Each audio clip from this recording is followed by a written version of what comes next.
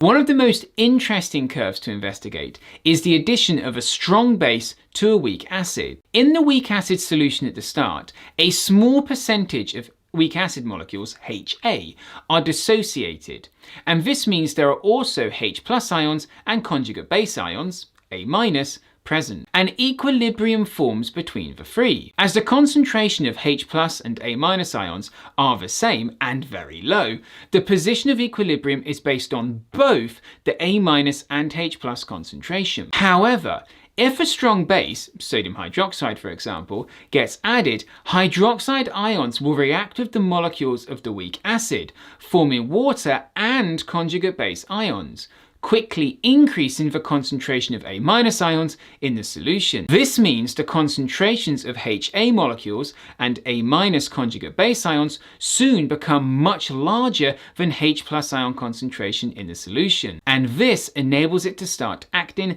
as a buffer system. As more OH- ions get added, they continue to react with H+ ions in the solution to form water, and this would cause the H+ ion concentration to decrease. However, the position of equilibrium between HA, H+, and A- will shift to try and counter this change by more HA molecules dissociating. This tops back up the H+ ion concentration in the solution. As a result, the H+ ion concentration stays roughly the same, and the pH changes only a little bit each time more base gets added. pH change is minimized by the buffer system, just like for a normal buffer solution. Eventually, the concentration of HA starts to fall too low for the equilibrium system to cope, and bang, this is when the pH starts to increase rapidly again.